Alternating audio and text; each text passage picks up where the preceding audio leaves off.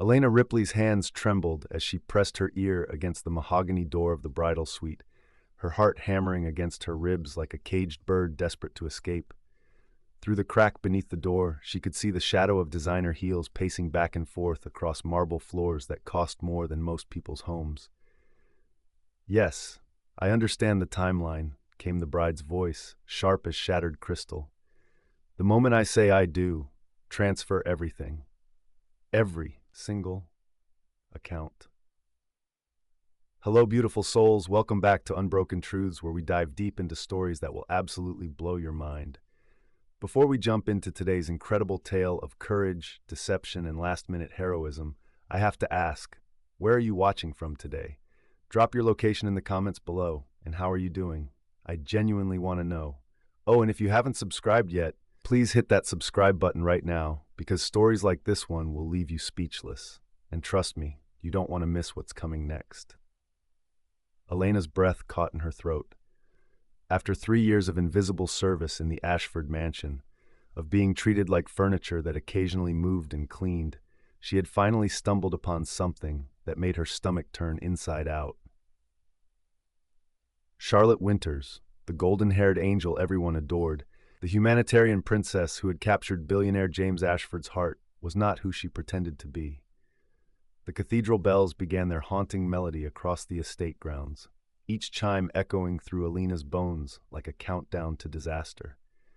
In exactly 17 minutes, James would walk down that aisle believing he was marrying his soulmate.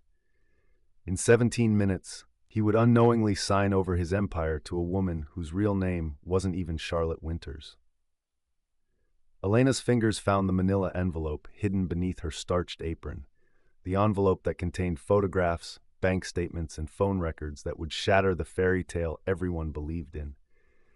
The evidence that proved Charlotte was actually Carmen Volkov, a con artist with a trail of destroyed lives spanning 3 continents. But who would believe the maid? The ornate grandfather clock in the hallway struck the quarter hour, its deep resonance vibrating through the walls like a death knell. Charlotte's voice grew more urgent behind the door. "No, you listen to me. If this doesn't work, we're both dead. He has connections everywhere. This has to be perfect." Elena closed her eyes, feeling the weight of every dismissive glance, every cruel comment, every moment she'd been treated as less than human by the woman about to destroy the only employer who had ever shown her basic kindness. James Ashford might live in a world she could never touch, but he had never once spoken to her like she was invisible. He had never once made her feel worthless.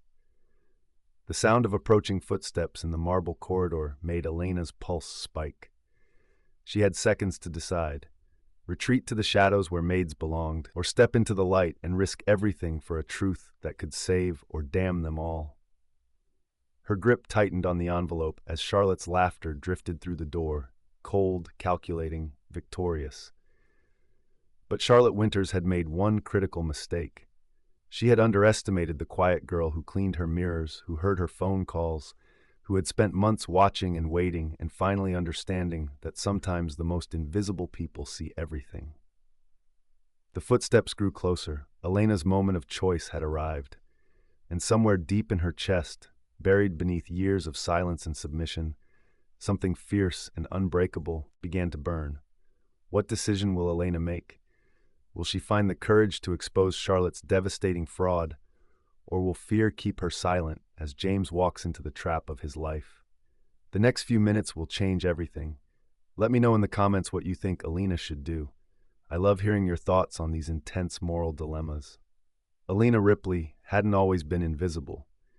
There was a time before her father's construction business collapsed and her mother's medical bills consumed their savings, when she had dreams that stretched beyond scrubbing other people's floors. She had been pre-med at Columbia, top of her class, with steady hands that professors said were born for surgery. Those same hands now polished silver and folded laundry, but they still remembered precision, and they had been meticulous in gathering evidence.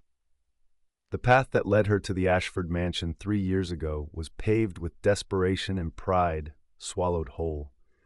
Her mother's lupus treatments weren't covered by insurance, and her father's pride wouldn't let him accept charity.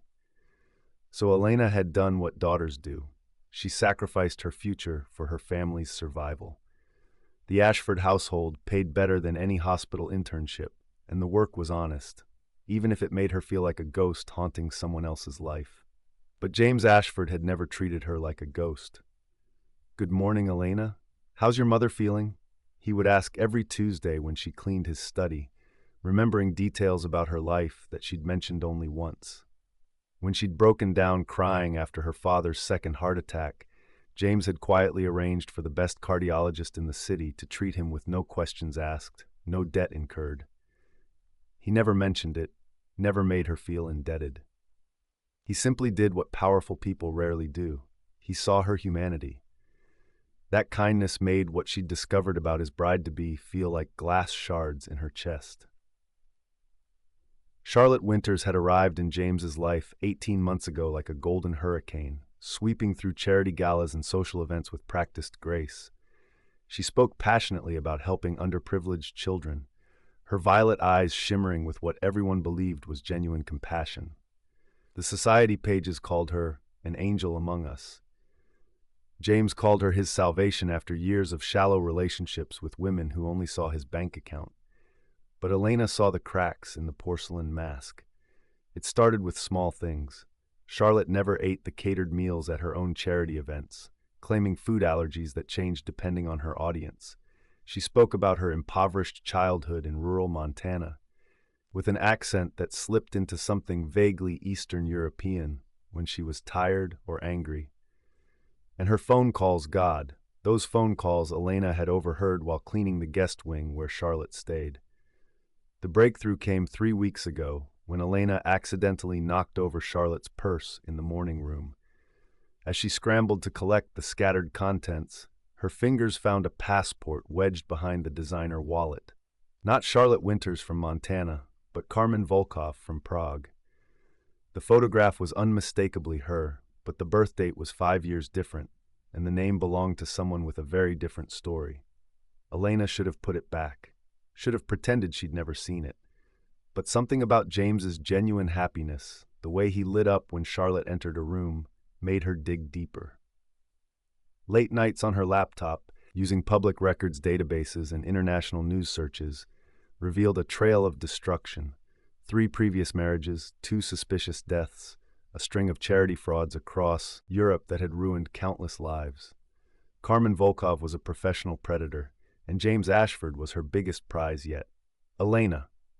The sharp voice cut through her memories like a blade.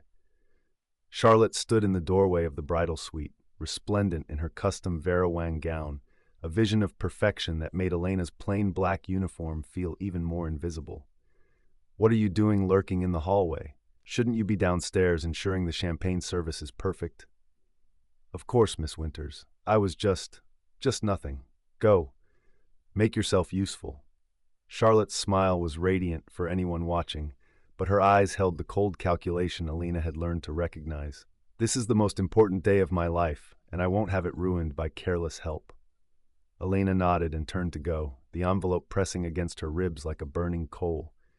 As she walked away, she heard Charlotte's phone ring, followed by that familiar voice dropping its American sweetness. "Ano, sem připravena. Dnes večer budeme bohatí." "Yes, I'm ready. Tonight will be rich."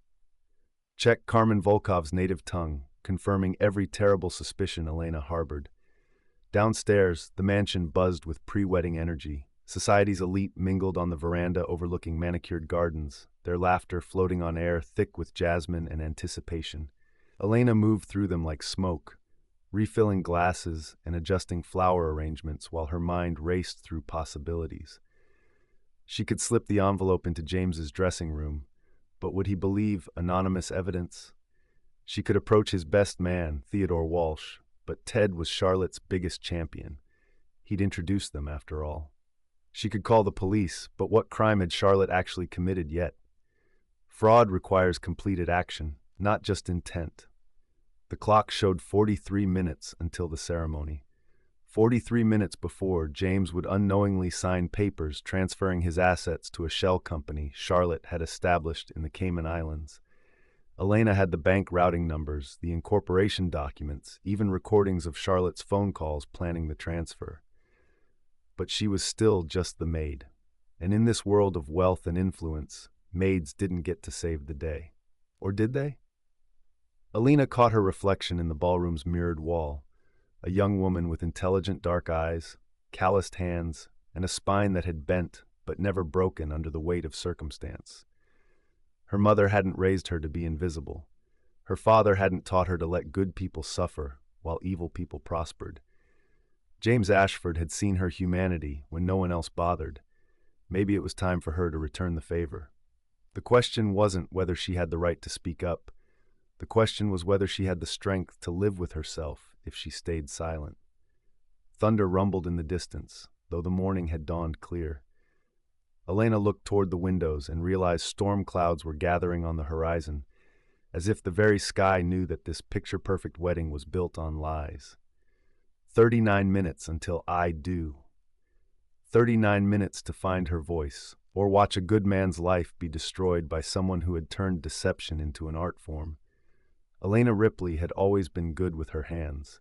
Today she would discover if she was equally good with her courage. The evidence is damning, but will Elena find a way to make people listen? With the wedding countdown ticking and Charlotte's web of lies about to trap James forever, our unlikely hero faces her greatest challenge yet. What do you think Elena should do? Should she risk everything to expose Charlotte's fraud, or is she about to walk into a trap herself? Drop your thoughts in the comments below. I love hearing your theories about how this explosive situation will unfold. 28 minutes until the ceremony when Elena's world tilted off its axis.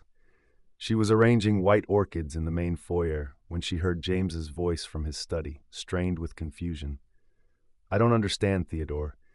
The prenup was supposed to protect both our interests, but these clauses. His voice trailed off, replaced by the rustle of papers. This gives her access to everything immediately upon marriage. My personal accounts, the foundation, even the voting shares in Ashford Industries.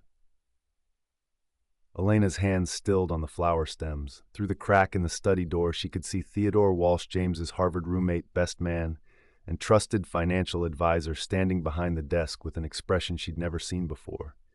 Cold, calculating, guilty. James, you're overthinking this, Theodore said smoothly. Charlotte insisted on those terms because she wants to be your true partner. She plans to contribute her own inheritance to your joint ventures. It's actually quite romantic when you think about it. Elena's blood turned to ice. Theodore wasn't just Charlotte's champion, he was her accomplice. But Ted, I've never seen documentation of Charlotte's inheritance, and these shell companies are listed as beneficiaries. James shuffled through more papers, his voice growing sharper with each page. Volkov Holdings? Moravian Trust? I've never heard of these entities. Pre-wedding jitters, my friend. Theodore moved closer, placing a hand on James's shoulder. You're seeing conspiracies where there's only love. Charlotte would be heartbroken if she knew you were questioning her motives hours before your wedding. Elena pressed herself against the wall, her heart hammering so loudly she was certain they would hear it. The manila envelope under her apron suddenly felt like it weighed 1,000 pounds. She had evidence of Charlotte's fraud, but Theodore's involvement changed everything. How deep did this conspiracy go? Who else was part of it? Maybe you're right, James said finally, but doubt still colored his voice. It's just, my father always said that when something feels too good to be true. Your father also said that love requires trust. Theodore's interruption was gentle but firm. Don't let fear rob you of happiness, James. Charlotte loves you. Through the door crack, Elena watched James nod slowly, but his hands still trembled as he signed the prenuptial agreement. Each signature was another nail in his financial coffin, and she was the only person who knew it. 23 minutes until the ceremony. Elena backed away from the door, her mind reeling. She couldn't approach James directly, not with Theodore there, ready to dismiss her concerns as the paranoid fantasies of jealous help. She needed another way, someone else who might listen. That's when she saw him, Daniel Corleone, James's head of security, crossing the main hall with his characteristic, purposeful stride. Daniel was ex-military, hired 2 years ago after a kidnapping threat against James. Unlike the socialites and business associates who populated James's world, Daniel came from Elena's side of the economic divide. He might actually listen to a maid with evidence. "Mr. Corleone," Elena called softly, intercepting him near the grand staircase. Daniel turned, his sharp gray eyes assessing her with professional interest. "Elena, right? Is everything okay? You look like you've seen a ghost. I need to speak with you, privately. It's about Mr. Ashford." She glanced around nervously. "He's in danger, but not the kind you usually protect him from." Something in her tone made Daniel's expression sharpen. "Show me." Elena led him to a small alcove beneath the stairs, hands shaking as she pulled out the manila envelope.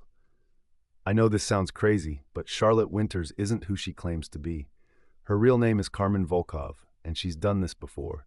She marries wealthy men, gains access to their assets, then disappears after they die under suspicious circumstances." Daniel's eyebrows rose, but he took the envelope without dismissing her concerns. As he flipped through photographs, bank records, and newspaper clippings, his expression grew darker with each page. "Jesus Christ," he muttered, studying a newspaper article about Carmen's second husband, a German industrialist who died in an accidental fall from his yacht 3 days after signing over power of attorney. "How long have you known about this?" 3 weeks. I've been trying to figure out what to do, who would believe me. But just now I overheard Mr. Ashford is talking to Theodore about the prenup, and I think Theodore is part of it." Daniel's head snapped up. "Theodore Walsh, James's best man?" He was pushing James to sign papers that give Charlotte immediate access to everything, and when James questioned the shell companies, Theodore dismissed his concerns. Elena's voice dropped to a whisper. "What if they're planning to kill him too?" The question hung between them like a loaded gun. Daniel stared at the evidence again, his military training evident in how quickly he processed the implications. "We need to stop this wedding. Now." "But how? Charlotte has everyone convinced she's perfect. Theodore vouches for her. If we burst into the ceremony making accusations, they'll paint us as delusional." Daniel finished her thought grimly. A paranoid security chief and a jealous maid trying to ruin true love. Thunder cracked overhead, closer now, and the first drops of rain spattered against the tall windows. The perfect wedding weather was deteriorating as quickly as Elena's hope. "There might be another way," Daniel said slowly, studying a photograph of Carmen with her third victim, a French comte who died of food poisoning at their wedding reception. "If we can't stop the ceremony, maybe we can expose her during it." "During the wedding?" Elena stared at him. "In front of 300 guests? Sometimes the truth needs an audience." Daniel's smile was grim but determined. "How's your acting, Elena? Because I have an idea that's either brilliant or completely insane." 18 minutes until the ceremony. Outside, the storm was building intensity, wind lashing rain against the windows as if nature itself was trying to prevent this marriage. Elena looked at Daniel and saw something she recognized, the same protective instinct that had made her risk everything to save James. "What do you need me to do?" she asked. Daniel's plan was indeed either brilliant or insane. Maybe both. But as Charlotte's laughter echoed from the bridal suite above them, cold and triumphant, Elena realized that being insane might be exactly what the situation required. After all, what did she have to lose? Her job? Her reputation? They were already treating her like she was invisible. But James Ashford's life and fortune hung in the balance, and maybe it was time for the invisible maid to step into the spotlight and save the day.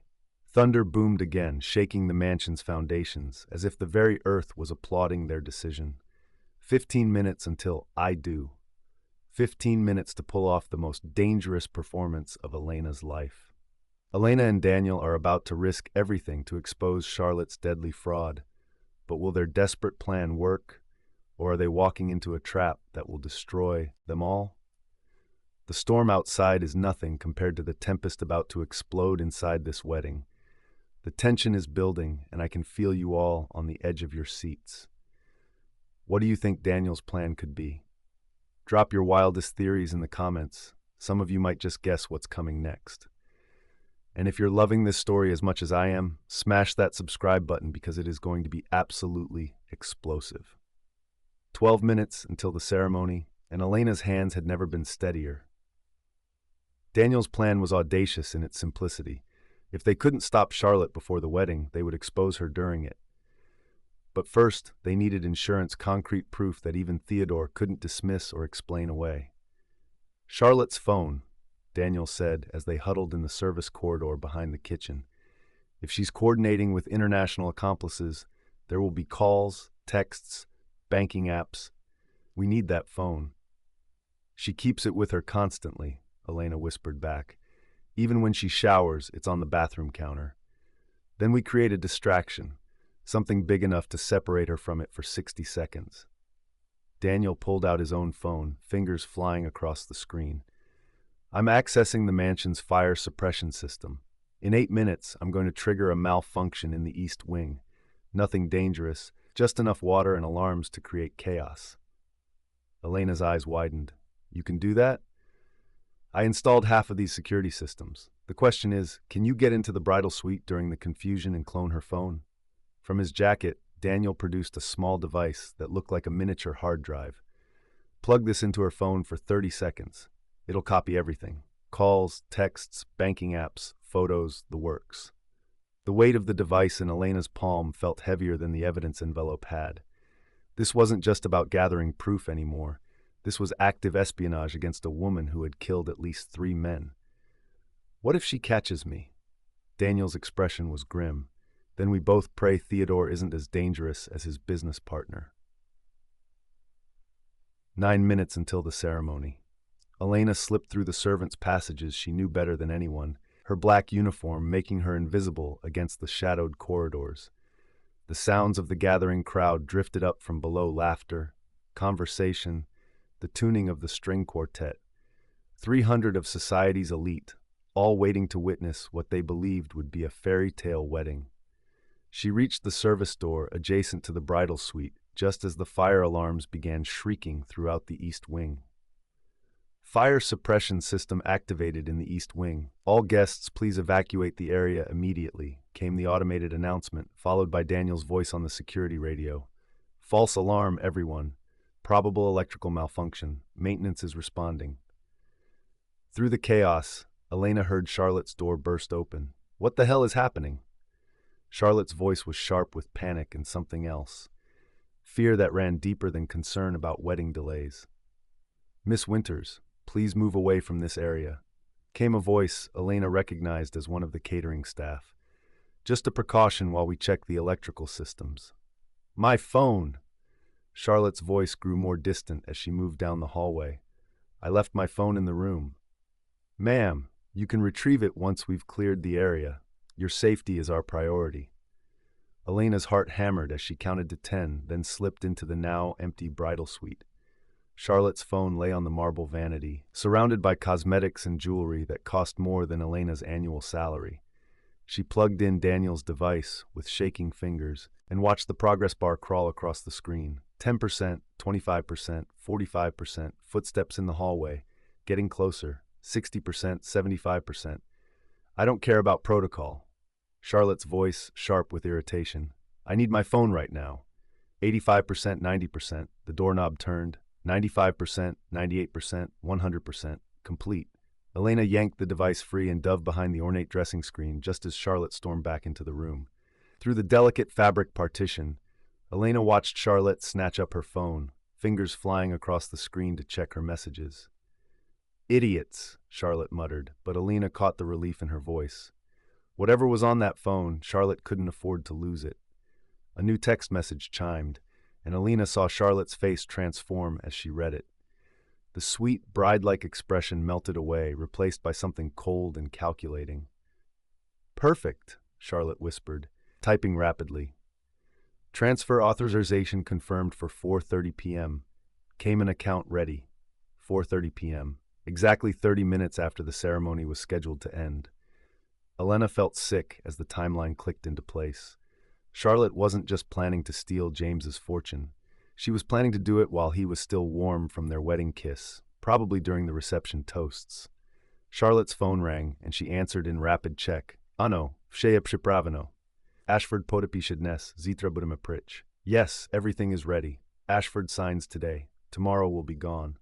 Another voice came through the speaker, male and harsh. Elena couldn't understand the check, but she recognized the urgent, demanding. Charlotte's responses grew more tense with each exchange. Ne, Theodore rzekł, je to bezpieczne, nigdo nix nie wie. No. Theodore said it's safe. Nobody knows anything. The male voice erupted in angry Czech, and Charlotte's face went white. She ended the call with shaking hands, then immediately dialed another number. Theodore, we have a problem, she hissed into the phone. Dmitri thinks someone's been asking questions. He wants to abort. Elena couldn't hear Theodore's response, but she saw Charlotte's reaction, a mixture of fear and fury that transformed her beautiful face into something almost unrecognizable. No, I won't abort. Not when we're this close.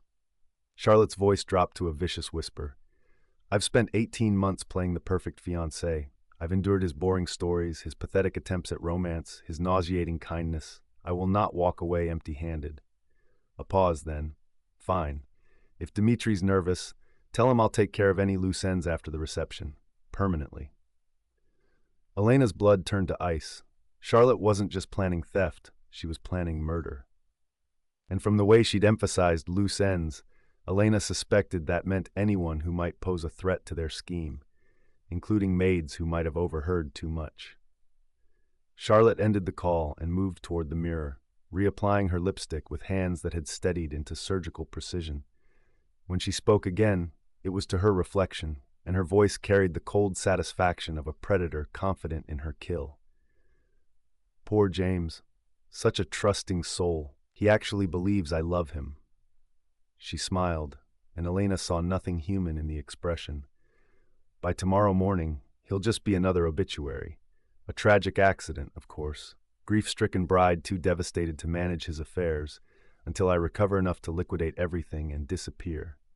5 minutes until the ceremony.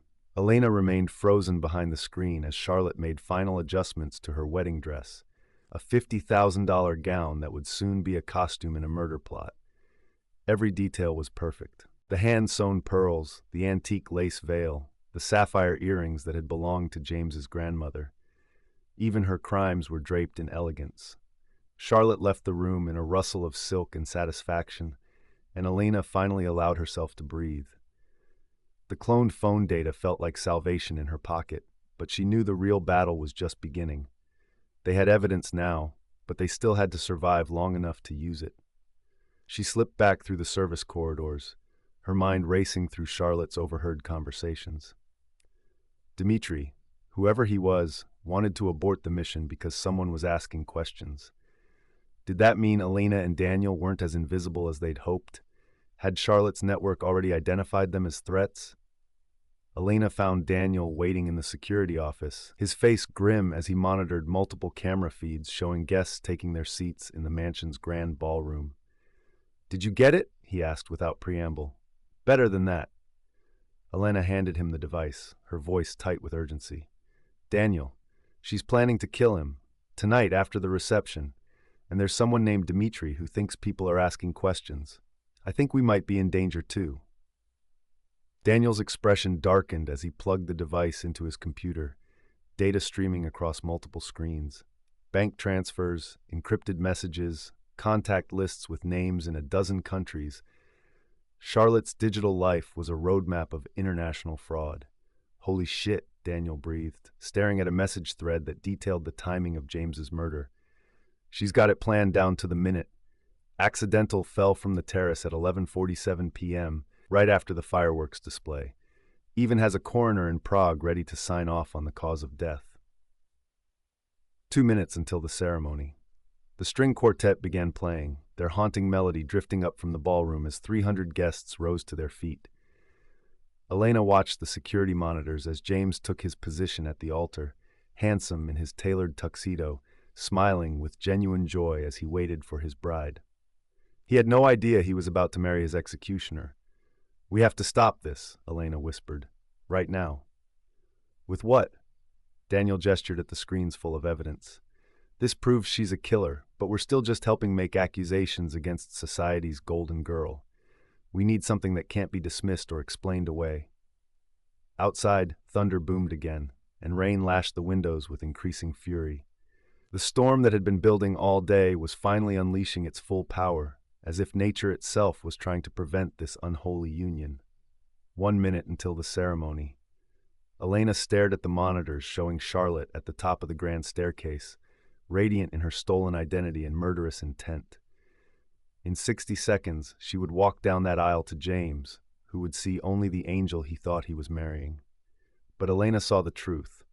Carmen Volkov, professional predator, was preparing to claim her biggest prize yet. The wedding march began. Elena closed her eyes and made a decision that would either save James Ashford's life or end her own. "Daniel," she said quietly, "I need you to patch me into the mansion's sound system." "What are you planning?"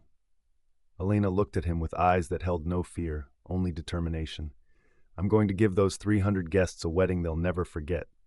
Elena is about to risk everything in a desperate gambit to save James, but with Charlotte's deadly network closing in and the ceremony about to begin, will her courage be enough to expose the truth before it's too late? The suspense is killing me, and I know you're feeling it too. What do you think Elena's about to do? Is she making the right choice or walking into a certain doom? Let me know in the comments what you'd do in her situation, and if this story has you gripped, make sure you're subscribed. The wedding march swelled through the mansion's sound system as Elena's fingers hovered over the microphone controls. On the security monitors, she watched Charlotte No Carmen Volkov begin her descent down the grand staircase, every step a masterpiece of deception. The guests rose in unison, 300 of society's elite bearing witness to what they believed was a fairy tale. Only Elena knew they were watching the opening act of a murder. "Elena, whatever you're thinking," Daniel started. "She's going to kill him tonight," Elena interrupted, her voice steady despite the chaos in her chest. "After the fireworks, 11:47 p.m. exactly. She has it all planned, down to the coroner who will falsify the death certificate." On screen, James stood at the altar, his face radiant with joy as he watched his bride approach. He had no idea that in 8 hours, Carmen would push him from the terrace and claim his empire while his body cooled on the marble stones below. Elena reached for the microphone just as Daniel's hand caught her wrist. "Wait," he said urgently, pointing at another monitor. "Look." The screen showed Theodore Walsh standing near the back of the ballroom, but he wasn't watching the ceremony. His attention was fixed on his phone, and his face had gone pale. As Elena watched, he stepped out of the ballroom and into the corridor, moving with purposeful urgency. "He's making a call," Daniel murmured, adjusting the audio controls. Through the security system's directional microphones, they could hear Theodore's voice, tight with panic. "She's compromised. I don't know how, but someone's been digging. Dimitri's intel was right. There are people asking questions about Carmen's previous marriages." Elena's blood turned to ice. They'd been discovered. "No, no, no," Theodore continued, his voice dropping to a whisper. "We can't abort now. She's halfway down the aisle, for Christ's sake. What do you mean, eliminate witnesses? We're at a wedding with 300 guests." Daniel's hand moved to his concealed weapon as Theodore's conversation grew more urgent. On the main monitor, Carmen had reached the altar, her smile perfect as she took James's hands. The officiant began speaking, but Elena could barely hear him over the roar of blood in her ears. "I don't care if it's messy," Theodore hissed into his phone. "Find them and handle it. The maid and the security chief. Make it look like an accident. Yes, I'll keep the ceremony going as planned." Theodore ended the call and stepped back into the ballroom, his face composed into a mask of celebratory joy. But Elena had seen the truth. They were marked for death, and their killers were already in the building. "How many of them are there?" Elena whispered. Daniel was already pulling up personnel files on his computer, cross-referencing every staff member, caterer, and vendor against security databases. "At least 3 that I can identify. Dmitry Kozlov entered the country 2 days ago on a diplomatic passport. Viktor Petrov, he's been working as a sous chef in a catering company for the past month. And Elena." Daniel's voice caught. "Maria Santos, the woman you thought was the new housekeeping supervisor? She's actually Katerina Volkov, Carmen's sister." Elena felt the world tilt beneath her feet. For the past 3 weeks, she'd been working alongside Carmen's sister. sharing morning coffee and casual conversation with a woman who was probably planning her murder. On the main screen, the officiant was asking for the rings. James's voice, clear and joyful, carried through the sound system. I, James, take you, Charlotte, to be my wife, to have and to hold from this day forward. We have to run, Daniel said, already moving toward the emergency exit. Get out of the mansion, call the FBI, let them sort this out.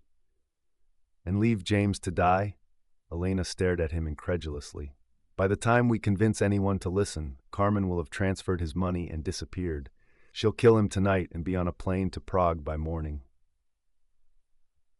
Elena, there are at least 3 trained killers in this building, and they're looking for us specifically. We're not action heroes. We're a maid and a security guard going up against international assassins. Elena looked at the monitors again. James was sliding a ring onto Carmen's finger, his face glowing with happiness. In the front row, his elderly aunt dabbed at her eyes with a handkerchief, overcome with joy at seeing her nephew find love. The entire scene was suffused with warmth and celebration, 300 people sharing in what they believed was a moment of pure happiness. Only Elena knew it was all built on lies and blood. I won't run, she said quietly. James saved my family when he didn't have to. He saw me as a person when everyone else saw furniture. I won't let him die because I was too afraid to fight back. Daniel stared at her for a long moment, then sighed deeply. You're either the bravest person I've ever met or the most suicidal. Maybe both. Elena's smile was grim but determined. Do you still have access to the mansion's PA system? Yes, but Elena, and the security cameras? Can you broadcast their feed to the ballroom's video screens? Understanding dawned in Daniel's eyes. You want to show them the evidence. Live in front of everyone. Carmen's power comes from her perfect image. Strip that away, show everyone who she really is, and she becomes just another criminal with nowhere to hide. Elena gestured at the screens full of cloned data. We have her bank records, her real identity, recordings of her planning James's murder. If we broadcast it all during the ceremony, she'll be exposed in front of 300 witnesses, including half the city's power structure. Daniel was warming to the idea despite himself. Even Theodore won't be able to spin that away. On the main monitor, the officiant had reached the crucial moment. If anyone has reason why these two should not be wed, speak now or forever hold your peace. The traditional silence settled over the ballroom, 300 guests holding their breath in the ceremonial pause that everyone expected to pass without incident. Elena reached for the microphone. I do, she said, her voice carrying clearly through the mansion's sound system. The effect was instantaneous. 300 heads turned toward the speakers, confusion rippling through the crowd like a stone dropped in still water. On screen, Elena watched James's face shift from joy to bewilderment, while Carmen's perfect smile froze into something resembling a death mask. Ladies and gentlemen, Elena continued, her voice steady despite her racing heart, before this ceremony continues, there's something you need to know about the bride. Carmen's head snapped toward the back of the ballroom, her eyes scanning frantically for the source of the interruption. Theodore was already moving, speaking urgently into his phone. The woman standing at that altar is not Charlotte Winters from Montana, Elena announced as Daniel began broadcasting security footage and financial records to the ballroom's large screens.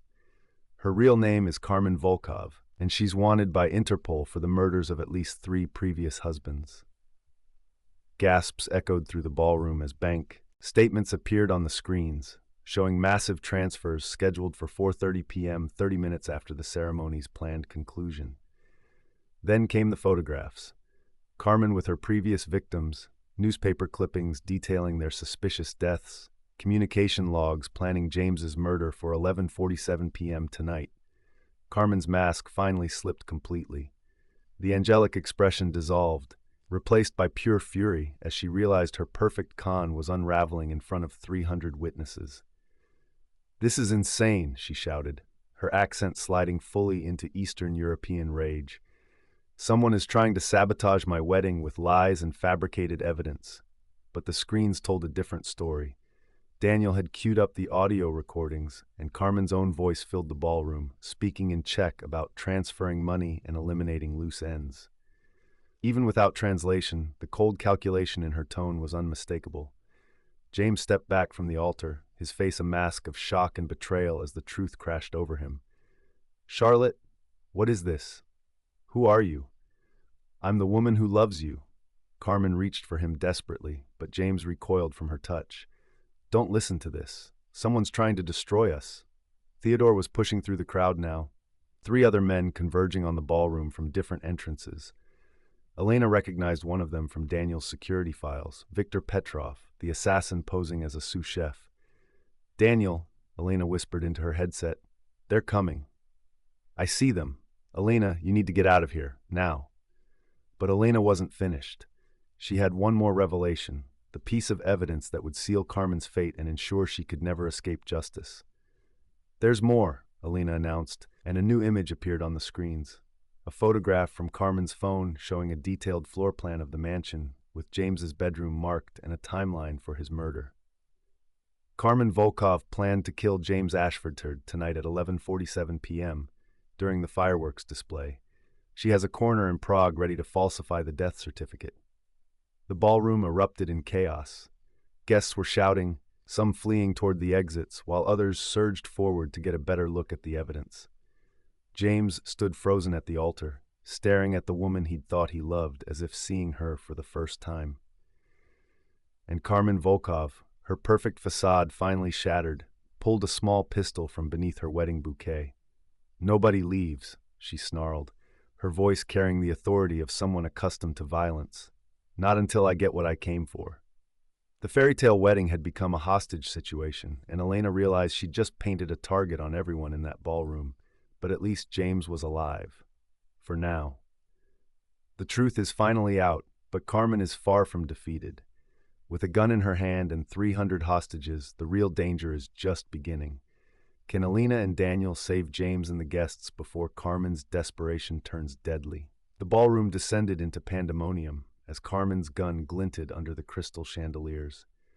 300 of society's elite people, accustomed to controlling every aspect of their lives, suddenly found themselves at the mercy of a woman who had killed 3 men and planned to make James her 4th victim. "Everyone sit down, now!" Carmen's voice cut through the chaos like a blade, her aristocratic facade completely abandoned. The woman who had charmed her way through 18 months of high society events was gone, replaced by the predator she'd always been beneath the designer gowns and practiced smiles. Elena watched through the security monitors as guests stumbled over each other to comply, their faces masks of terror and disbelief. James remained frozen at the altar, staring at Carmen as if trying to reconcile the angel he'd loved with the monster pointing a gun at his chest. "You could have had everything," Carmen hissed at him, her Czech accent thick with fury. "Billions of dollars, unlimited power, and all you had to do was die quietly in 8 hours. But no, someone had to play hero." Her eyes swept the ballroom, searching for Elena among the cowering guests. "Where is she? Where's the little maid who thinks she can destroy me?" Theodore appeared at Carmen's side, flanked by the 3 assassins Elena and Daniel had identified. Victor Petrov held what looked like a catering knife, while Dmitry Kozlov had produced a pistol that matched Carmen's. The 3rd man, Maria Santos, who Elena now knew was actually Katerina Volkov, moved with the fluid grace of someone comfortable with violence. "Carmen, we need to go," Theodore urged, sweat beading on his forehead as he glanced nervously at the ballroom full of witnesses. "Cut our losses and run. We can disappear, start over somewhere else." "No," Carmen's scream echoed off the marble walls. "I've spent 18 months building this. 18 months pretending to love this pathetic man, listening to his boring stories, enduring his pathetic attempts at romance. I will not walk away empty-handed." Elena felt Daniel's hand on her shoulder as they crouched in the security office, watching their plans spiral into a nightmare. "We have to get them out of there," she whispered. "All those innocent people." "The exits are covered," Daniel replied grimly, pointing to the monitors showing Dmitry and Katerina positioning themselves at the ballroom's main doors. And Carmen's not thinking clearly anymore. Desperate people do desperate things. On screen, Carmen was pacing behind James like a caged animal, her wedding dress trailing behind her in a perverse mockery of bridal elegance. You know what I think happened? She called out to the terrified crowd. I think someone in this room has been spying on me. Someone who thought they were clever enough to outmaneuver Carmen Volkov. Elena's blood ran cold as Carmen's gaze swept over the guests, searching for any sign of guilt or recognition. Maybe it was you. Carmen pointed the gun at James's elderly aunt in the front row, making the old woman whimper in terror. Sweet old Mrs. Ashford, with your charitable committees and society connections, did you hire private investigators to look into your nephew's bride? Please, the elderly woman gasped. I don't know what you're talking about. Carmen moved on, her weapon tracking across the crowd like a predator selecting prey. Or maybe you, she aimed at the mayor's wife. Always asking such pointed questions at charity galas. So curious about my background, my family in Montana. Elena watched in horror as Carmen terrorized innocent people, using them as bait to draw out her real target. Every second that passed increased the likelihood that someone would be killed simply for being in the wrong place at the wrong time. I have to go down there, Elena whispered. Absolutely not. Daniel's grip on her shoulder tightened. That's exactly what she wants. The moment you show yourself, you're dead, and then she'll start killing others just to make a point. She's going to start killing people anyway. Look at her. She's losing control. Elena gestured at the monitors showing Carmen's increasingly erratic behavior. At least if I surrender myself, maybe she'll let the others go. Elena, think. Carmen's a professional killer who's just had her biggest score destroyed. She's not going to let 300 witnesses walk away from this, no matter what you do. Daniel was right, and Elena knew it. Carmen couldn't afford to leave survivors who could testify about her real identity and criminal activities. The ballroom had become a death trap, and Elena's exposure of the truth had just sealed everyone's fate. On the main screen, Carmen had moved to the center of the ballroom, using James as a human shield while she addressed the crowd. I'm going to make this very simple, she announced, her voice carrying the cold authority of someone accustomed to life and death decisions. Someone in this room has been investigating me, gathering evidence, and playing amateur detective. I want that person to step forward in the next 60 seconds, or I will start shooting wedding guests. The silence that followed was deafening. Elena could see the terror on people's faces as they glanced around desperately, hoping someone else would stand up and end their nightmare. 50 seconds. Carmen called out cheerfully, as if she were hosting a party game instead of threatening mass murder. Elena started to rise, but Daniel pulled her back down. Wait, he hissed. I've got an idea, but I need 30 more seconds. His fingers flew across the security system's controls, accessing functions Elena didn't even know existed. On his screens, she could see building schematics, electrical systems, even the mansion's sprinkler network. 40 seconds! Carmen's voice was rising with excitement now, the thrill of absolute power coursing through her. Time's running out, little mouse. Show yourself, or these good people start paying for your cowardice. Daniel, whatever you're planning, trust me. Daniel's hand hovered over a red button on his control panel. When I give the signal, you run. Not to the ballroom, to the wine cellar. There's a tunnel that leads to the groundskeeper's cottage. Get out of the mansion and call the FBI. I'm not leaving you. You're not. I'm coming with you. Daniel's smile was grim but determined. But first, I'm going to give Carmen something else to worry about. 30 seconds. Carmen's voice cracked with anticipation. Perhaps I should start with the children? That lovely flower girl looks about 7 years old. Perfect age for a tragic accident. Elena felt something break inside her chest as Carmen aimed her weapon at a little girl in a pink dress who was hiding behind her mother's legs. The child's tears glittered in the chandelier light, and Elena realized that Carmen wasn't just a killer. She was a monster who enjoyed watching people suffer. 20 seconds! Oh, this is exciting. I haven't killed a child before. There's always a first time for everything. Elena lunged for the microphone, but Daniel caught her wrist. Not yet, he whispered urgently. 10 more seconds. 10, 9, 8! Carmen was counting down with the glee of someone about to unwrap a present. The flower girl was sobbing now, her mother shielding her with trembling arms. 7, 6, 5! Daniel slammed his hand down on the red button. Every light in the mansion went out simultaneously. plunging 300 people into absolute darkness. Emergency lighting flickered on a second later, casting eerie red shadows across the ballroom as chaos erupted once again. "Now!" Daniel shouted, grabbing Elena's hand as they sprinted from the security office. Behind them, Carmen's scream of rage echoed through the mansion like the cry of a wounded predator. "Find them! Kill everyone until you find them!" Gunshots rang out in the darkness, followed by screams of terror as the wedding guests scrambled for safety they couldn't see. Elena and Daniel raced through corridors she knew by heart, but even familiar territory felt alien in the emergency lighting's blood-red glow. "The wine cellar," Daniel panted as they took the stairs two at a time. Through the kitchen, past the pantry. More gunshots, closer now. Carmen's team was hunting them through the mansion, and Elena realized that every second they remained inside was another chance for innocent people to die because of her decision to speak up. They reached the wine cellar just as footsteps thundered down the stairs behind them. Daniel yanked open what looked like a storage cabinet, revealing a narrow tunnel that Elena had never known existed. "Prohibition-era smuggling route," he explained breathlessly. "Connects to the groundskeeper's cottage. Go." Elena crawled into the tunnel, Daniel close behind her, as voices echoed in the wine cellar. "They were here. Search every room, every closet, every wine rack." The tunnel was cramped and dark, barely wide enough for one person, but Elena crawled forward with desperate determination. Behind her, Daniel was sealing the entrance, buying them precious seconds before their pursuers discovered the hidden passage. They emerged into the groundskeeper's cottage just as explosions lit up the night sky. The scheduled fireworks display, proceeding automatically despite the chaos.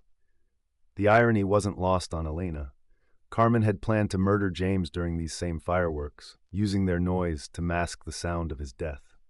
"My car," Daniel gasped, pointing to a black sedan parked behind the cottage. "Keys are in it. We can reach the main road. Call for backup." A gunshot shattered the cottage window, showering them with glass. Through the broken pane, Elena could see Katerina Volkov approaching with military precision, her weapon raised and ready. "Going somewhere?" Katerina called out in accented English. "Carmen is very eager to meet the little maid who caused so much trouble." Daniel shoved Elena toward the back door as another shot splintered the doorframe inches from her head. "Run!" he shouted, drawing his own weapon. "Get to the road. Flag down any car." "I'm not leaving you. Go! Someone has to survive to tell this story." Elena hesitated for one agonizing second, torn between self-preservation and loyalty to the man who had risked everything to help her. Then Daniel opened fire on Katerina, giving Elena the distraction she needed to bolt through the back door into the storm-lashed night.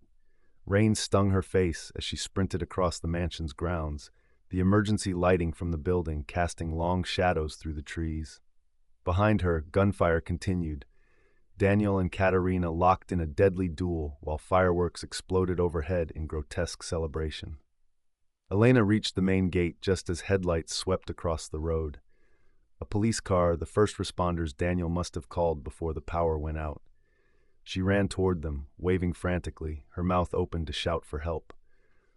A strong hand clamped over her face, cutting off her scream.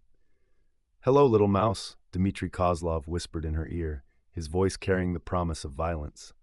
"Carmen has been looking everywhere for you." Elena's last coherent thought before the chloroform took effect was that she had failed.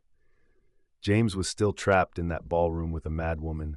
Daniel was fighting for his life against a trained assassin, and 300 innocent people were paying the price for her moment of courage. The darkness that claimed her was absolute, final, and filled with the sound of distant gunfire. Elena's worst nightmare has come true. She's been captured by Carmen's deadly network. Daniel's fate is unknown, and James remains trapped with a killer who has nothing left to lose. Has Elena's brave stand doomed everyone she tried to save? I can barely breathe after writing that. The tension is absolutely crushing. Elena tried to be the hero, and now everything seems lost. What do you think happens to her? Is Daniel still alive? Can James survive Carmen's rage? Drop your thoughts in the comments because I need to know what you're thinking right now. And please, please subscribe if you haven't already. Next is going to determine whether this story ends in triumph or tragedy. Alina's consciousness returned slowly, like swimming up from the bottom of a deep, dark lake. The first thing she registered was the taste of copper in her mouth, followed by the sharp ache in her wrists where zip ties cut into her skin. She was bound to a chair in what looked like the mansion's wine cellar, surrounded by bottles that cost more than most people's cars, a fortune in vintage wines bearing witness to her captivity. Carmen Volkov stood before her, no longer wearing the elaborate wedding gown. She'd changed into black tactical gear that made her look like the professional killer she'd always been beneath the designer facade. The transformation was complete. Not a trace remained of the angelic Charlotte Winters who had charmed her way through 18 months of high society. "Awake at last," Carmen said with mock sweetness. "I was beginning to worry Dmitri had been too enthusiastic with the chloroform. We wouldn't want you to miss the grand finale." Elena's head was still foggy, but she forced herself to focus. "Where's James? What did you do to him?" "Your precious employer is alive, for now." Carmen's smile was razor-sharp. "He's locked in his study with about 50 wedding guests, all of them wondering if they'll live to see tomorrow. The answer, of course, depends entirely on you." Through the wine cellar's small windows, Alina could see the mansion blazing with emergency lights. The fireworks had stopped, but she could hear sirens in the distance from the police, fire department, and maybe the FBI.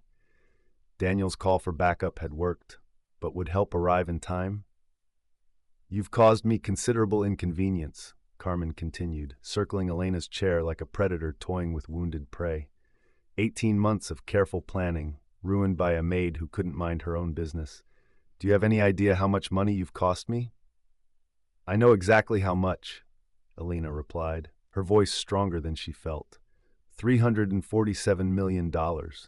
That's what James's net worth is, isn't it? The price you put on his life."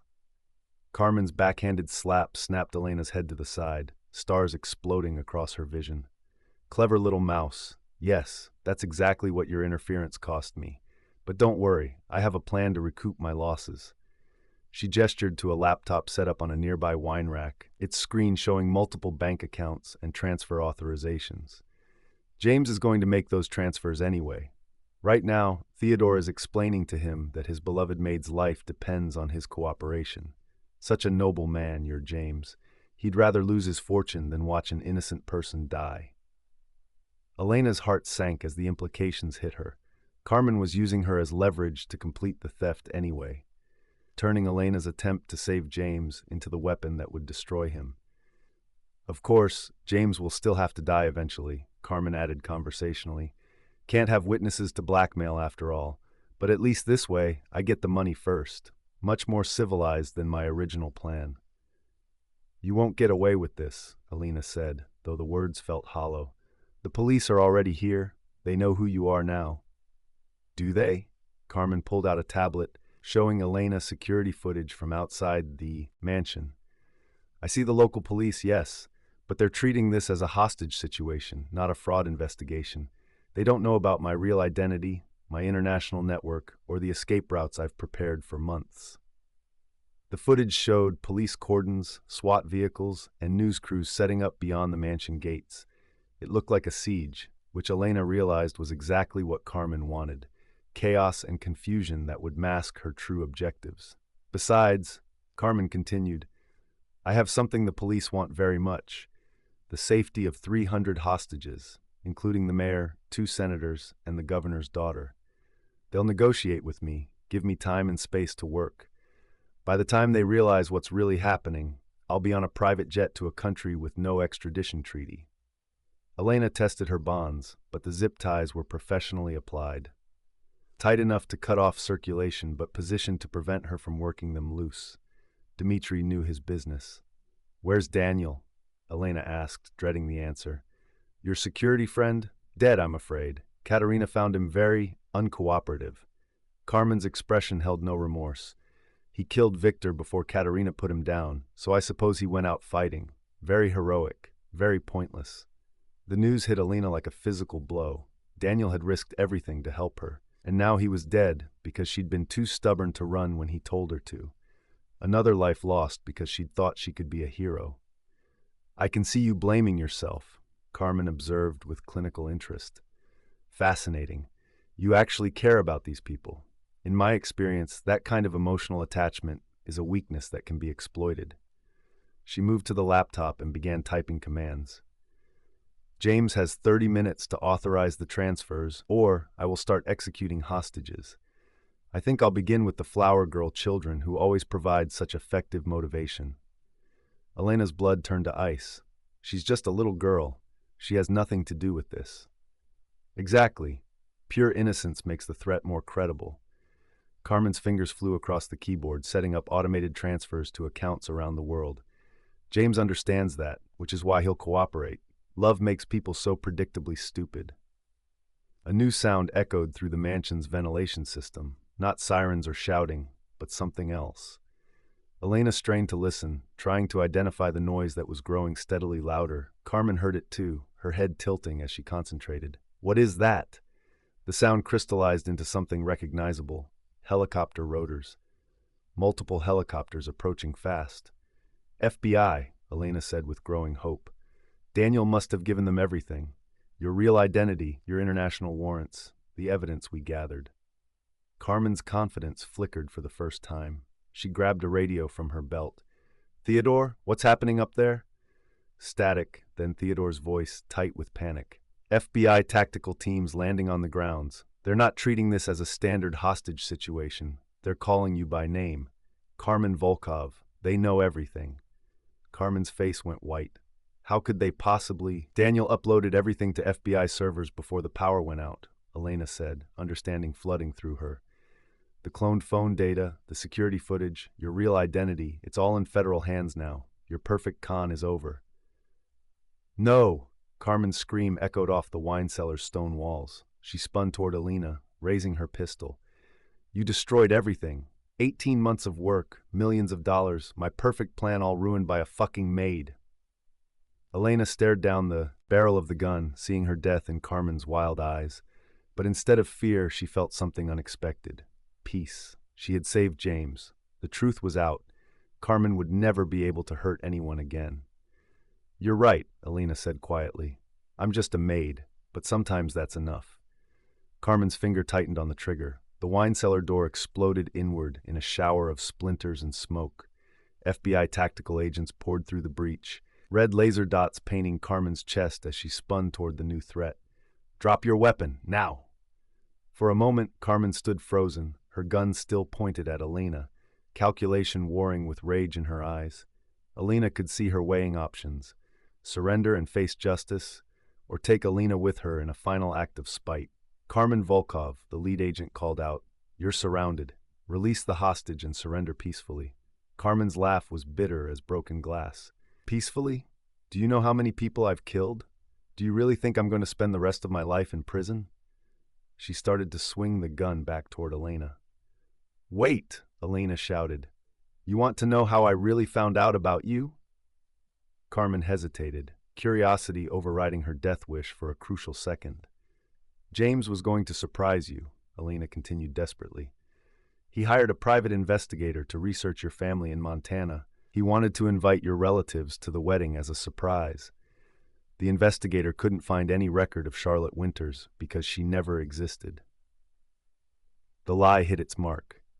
Elena could see the impact on Carmen's face, the realization that her victim's love had been the instrument of her downfall, that the very kindness she'd planned to exploit had exposed her deception. He loved you so much he wanted to give you the perfect wedding, Elena said softly, and that love is what saved his life. Carmen's gun hand wavered, the weapon trembling as the full irony of her situation sank in. In that moment of distraction, the FBI agents moved. The takedown was swift and professional. Carmen hit the ground hard, her weapon skittering across the stone floor as zip ties replaced Elena's bonds on Carmen's wrists. Elena Ripley? The lead agent was cutting Elena free, his face kind but urgent. Are you injured? Do you need medical attention? I'm okay, Elena managed, rubbing feelings back into her wrists. But James, Mr. Ashford, he's in his study with other hostages. Theodore Walsh is with him, and Theodore's part of the conspiracy. Already handled. We have Walsh in custody, and Mr. Ashford is safe. The agent helped Elena to her feet. You did good work, Miss Ripley. Your evidence broke this case wide open. Elena looked down at Carmen, who was being hauled to her feet by two agents. The woman who had seemed so powerful, so untouchable, now looked small and ordinary in tactical gear and zip ties. Ms. Volkov, Elena said quietly, causing Carmen to look up with eyes full of hate. You made one mistake. You assumed that invisible people don't matter, but sometimes we're the ones who see everything. Carmen's response was a string of curses in multiple languages as the agents dragged her toward the door. Elena followed them out of the wine cellar, emerging into a mansion transformed by law enforcement. FBI agents were everywhere, processing evidence and taking statements from the rescued hostages. Through the main windows, she could see news helicopters circling like mechanical vultures, broadcasting the downfall of the angel bride to the world. But Elena barely noticed the chaos. She was looking for one person, praying that the agents had been right about his safety. She found James in the main foyer, wrapped in a blanket and speaking quietly with FBI debriefers. When he saw her, his face lit up with relief and something deeper gratitude that ran soul deep. Elena, he said, standing to embrace her, thank you for everything. You saved my life. Elena hugged him back, feeling the weight of the last few hours finally lifting from her shoulders. You saved mine first, she replied. Remember, when my father needed a cardiologist, when my family needed help, you saw me when no one else did. I still see you, James said softly, and I always will. As dawn broke over the mansion grounds, Elena realized that the invisible maid had finally stepped into the light, and in that light she had found not just her voice, but her strength. The nightmare was over. The truth had won, and sometimes that was enough. Against all odds, Elena's courage has saved the day. But what happens next? How do James and Elena move forward after this life-changing ordeal?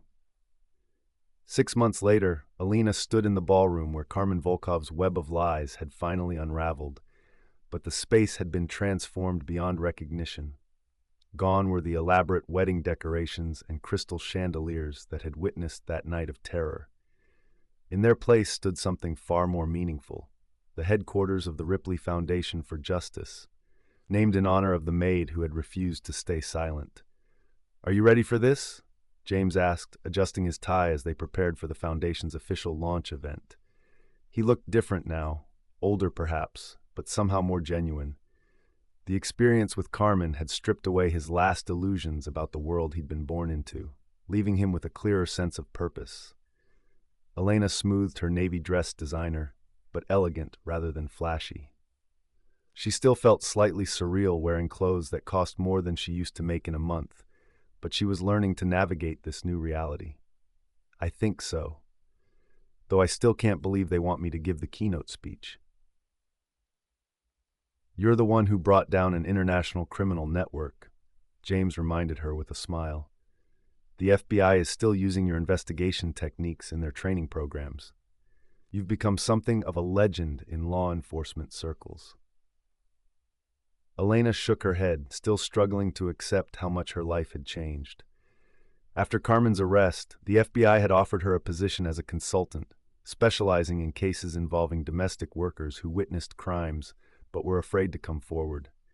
The Ripley Foundation was an extension of that work, providing legal protection, financial support, and advocacy for the invisible workforce that kept society running.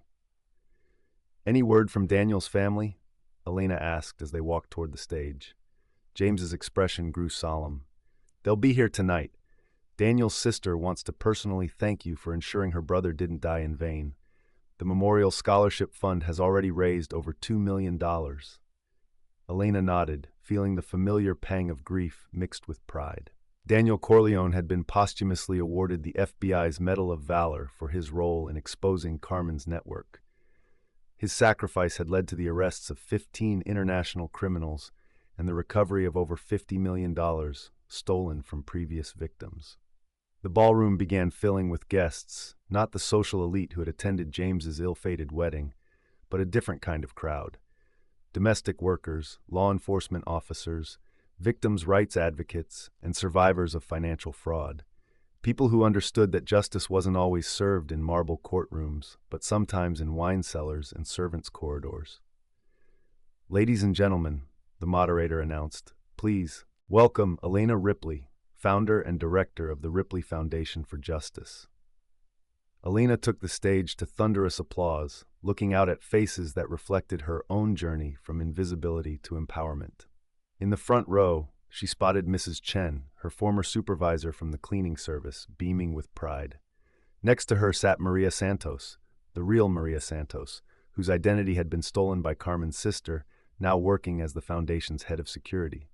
6 months ago, Elena began, her voice carrying clearly through the room, I was just a maid, someone most people look through rather than at, someone whose observations and insights were dismissed because of my uniform and my accent.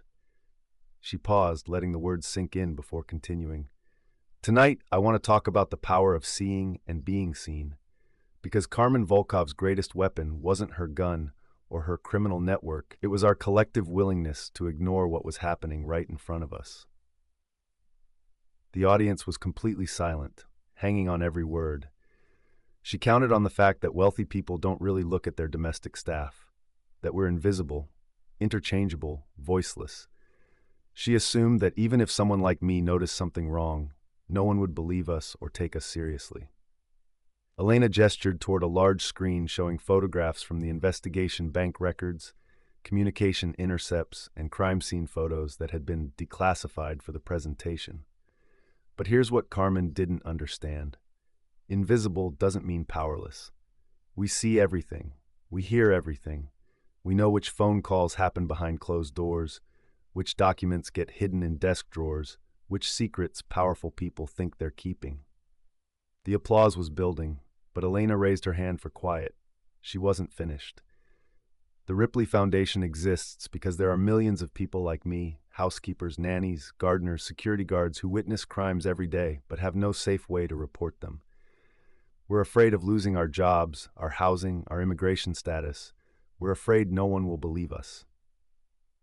She looked directly at James, who was watching from the side of the stage with undisguised admiration. But we also have something else. We have each other. And when we stand together, when we refuse to be invisible anymore, we become unstoppable. The applause was deafening now, but Elena continued over it. Carmen Volkov is currently serving 6 consecutive life sentences in federal prison. Her network has been dismantled. The money she stole has been returned to her victims' families.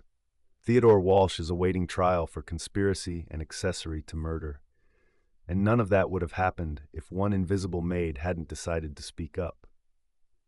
Elena pulled out a familiar manila envelope, not the original, which was now evidence in federal storage, but a replica she kept as a reminder. This envelope contained the evidence that saved James Ashford's life and brought justice for Carmen's previous victims. But the real power wasn't in the documents inside.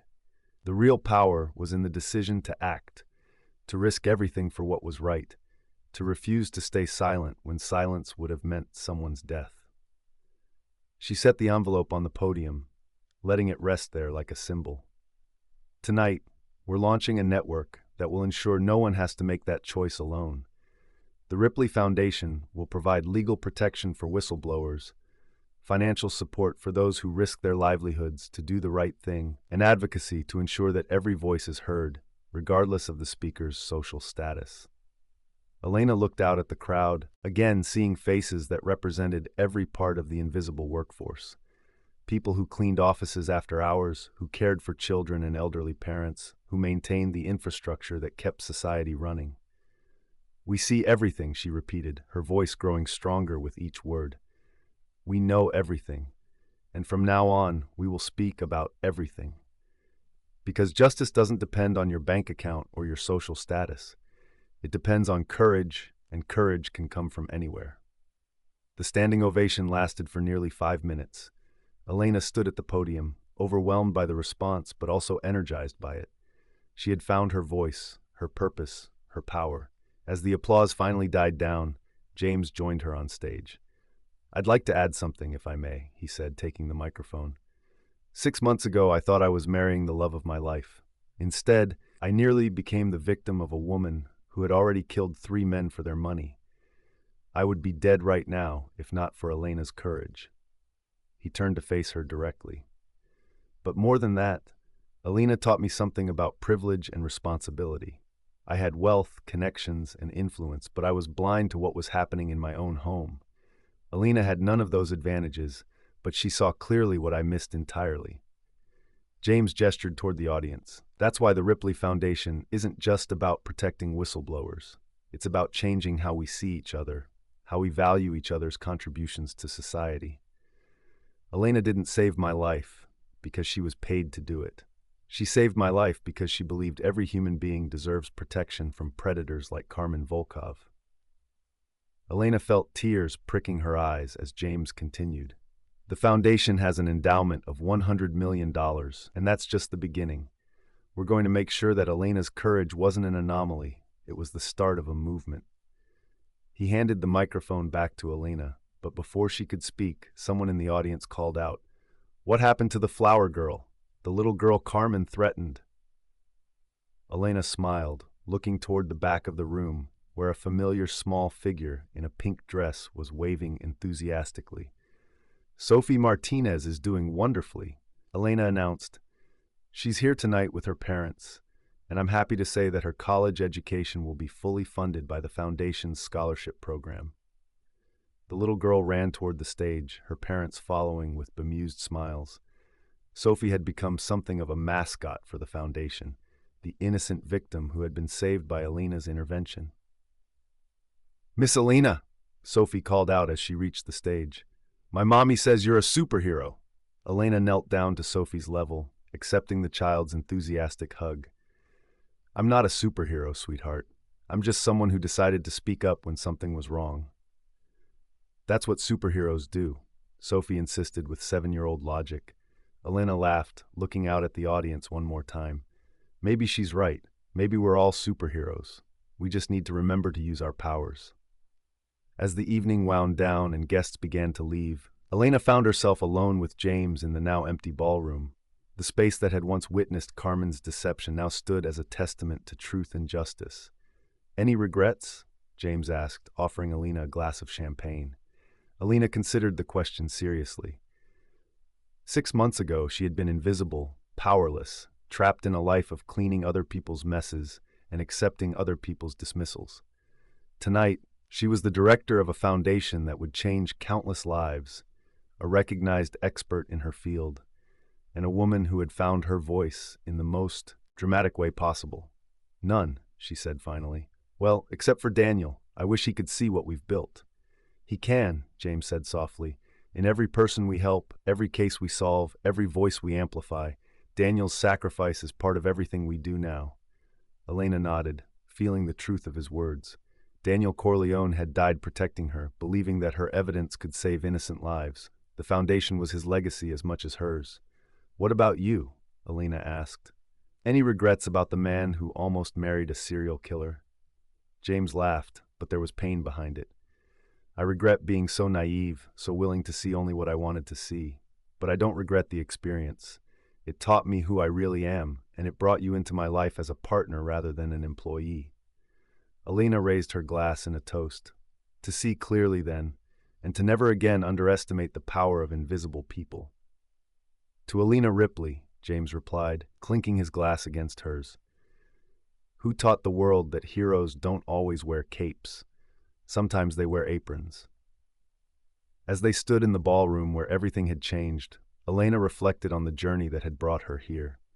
She had started as a maid seeking justice for her employer. She had become a voice for the voiceless, a protector of the vulnerable, a force for change in a world that too often ignored the people who kept it running.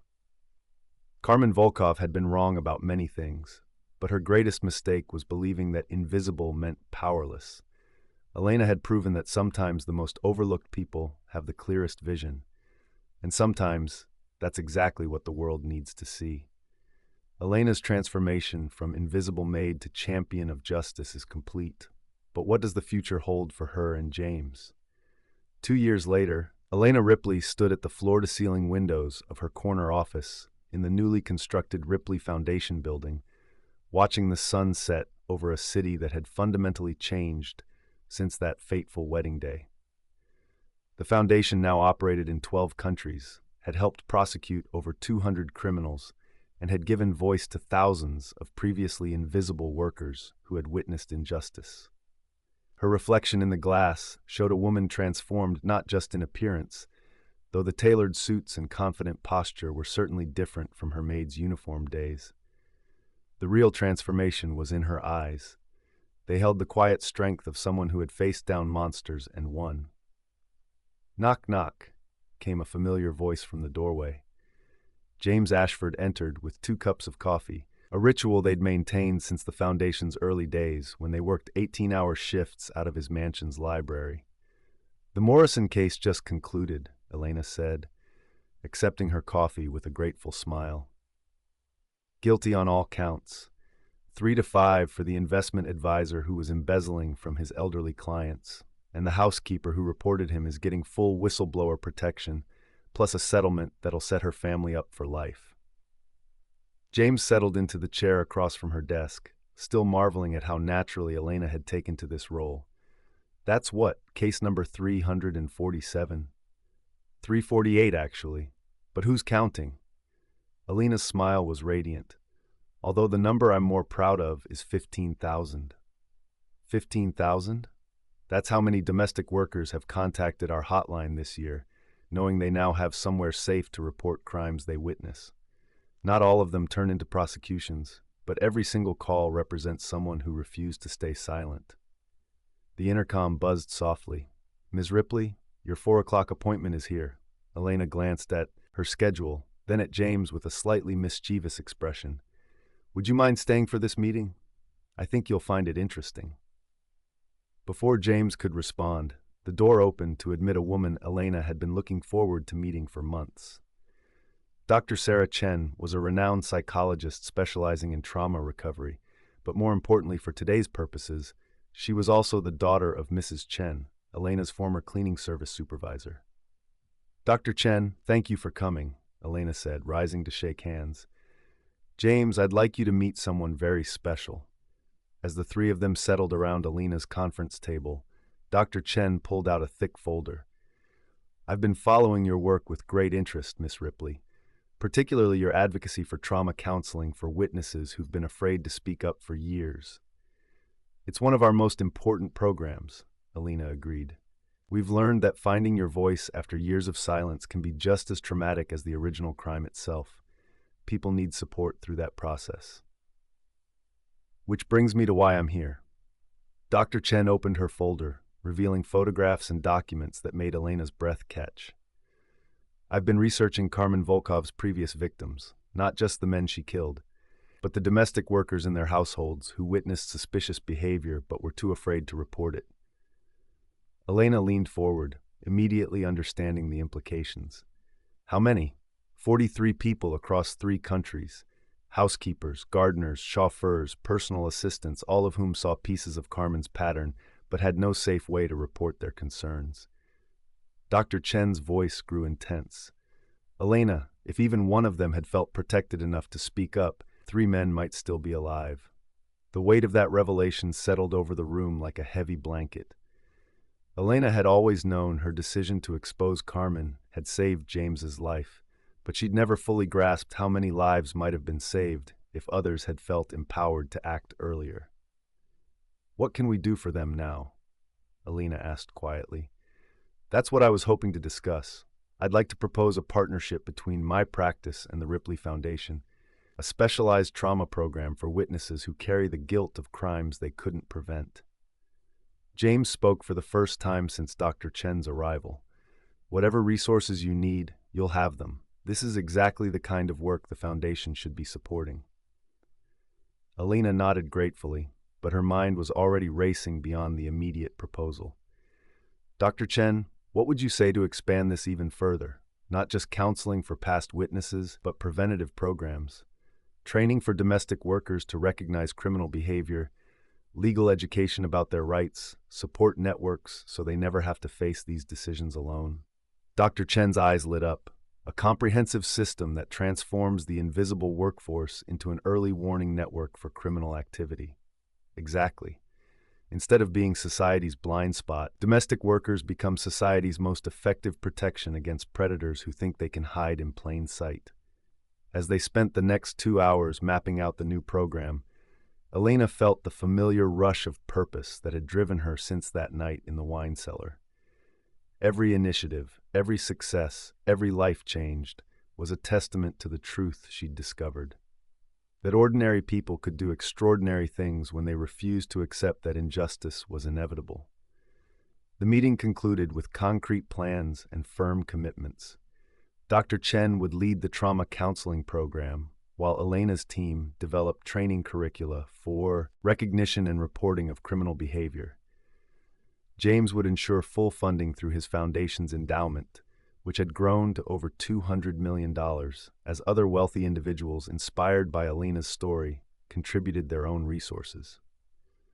After Dr. Chen left, Elena and James found themselves alone in the office as evening settled over the city.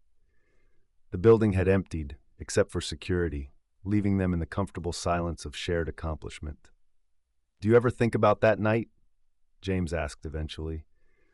"Wonder how different things might have been if you'd made different choices?" Elena considered the question seriously. "Sometimes. But then I think about Sophie Martinez. She's 10 now and wants to be a detective when she grows up because she says crime fighters are cooler than princesses. Or Daniel's sister, who just graduated from law school and wants to work for the FBI. Or Mrs. Morrison, whose grandchildren won't grow up in poverty because she had the courage to report the man who was stealing their inheritance." She gestured toward the city beyond her windows, where millions of people were going about their evening routines, unaware of the invisible network of protection that now watched over them. Every life we've touched, every criminal we've stopped, every person who found their voice because they knew we'd listen, that's worth every terrifying moment of that night. James smiled, but Elena could see something deeper in his expression. "There's something I need to tell you, Elena. Something I should have said a long time ago." Elena felt her pulse quicken. In the 2 years since Carmen's arrest, she and James had developed a partnership that went far beyond employer and employee, but they'd never addressed the undercurrent of something deeper that had grown between them. "I'm listening," she said softly. "That night, when I thought I might die, when Carmen was pointing that gun at me and talking about the perfect timing for my murder, do you know what I was thinking about?" Elena shook her head. "I was thinking about all the conversations we'd never had, all the moments I'd missed because I was too blind to see that the most remarkable woman in my life was bringing me coffee every morning and asking about my mother's health." James's voice grew thick with emotion. "I was thinking about how stupid I'd been to fall for Carmen's performance when the real thing was right there in front of me." Elena felt tears prick her eyes, but she needed to be sure she understood what he was saying. "James, I'm in love with you, Elena. I have been for months, maybe longer. I know the power dynamics are complicated. I know people will say you only reciprocate because of gratitude or obligation, but I need you to know that my feelings are real." Elena stood and walked around the desk until she was standing directly in front of him.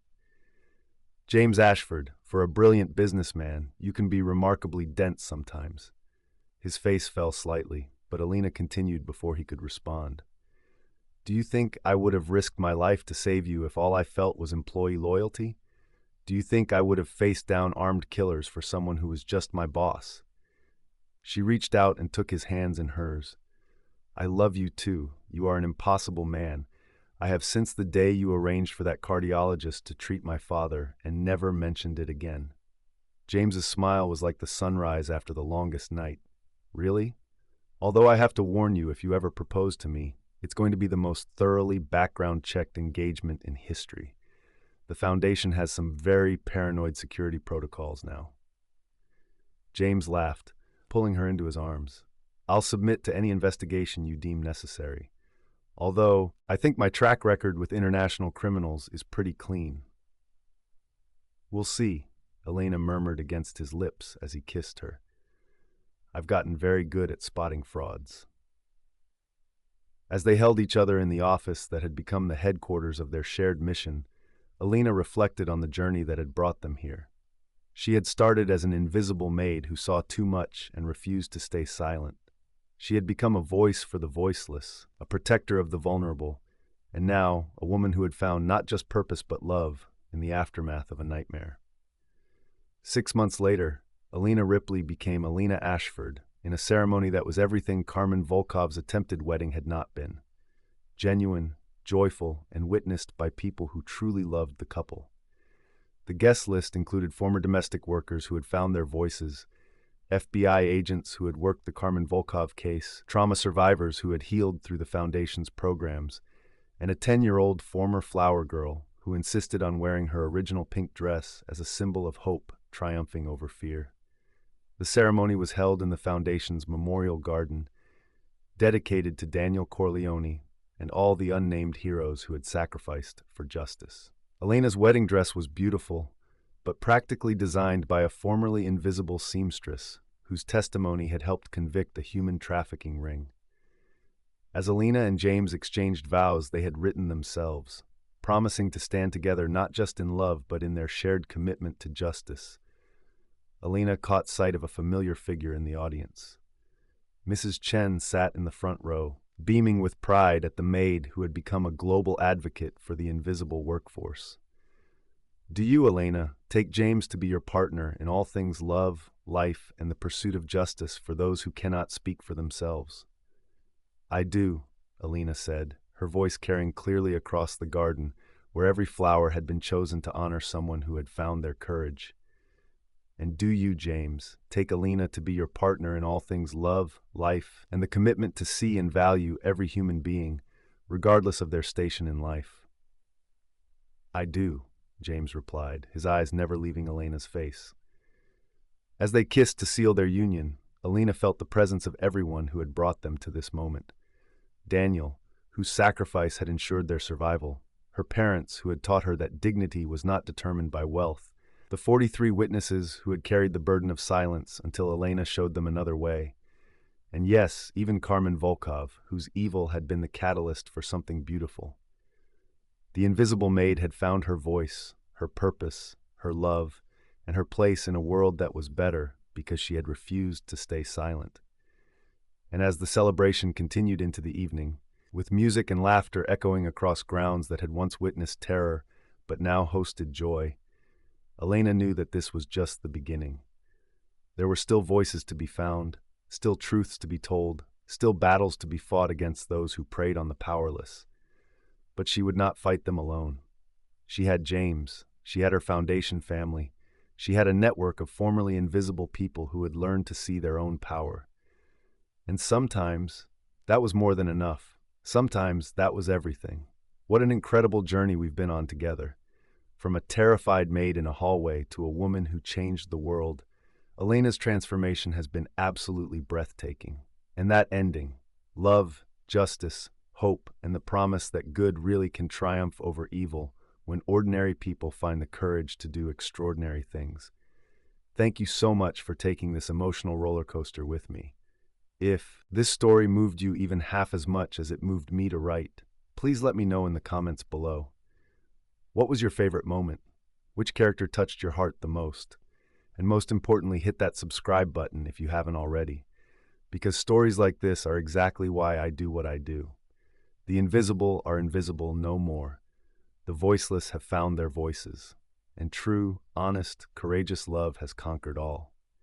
Until our next incredible story together, this is me, reminding you that heroes come in all shapes, sizes, and uniforms.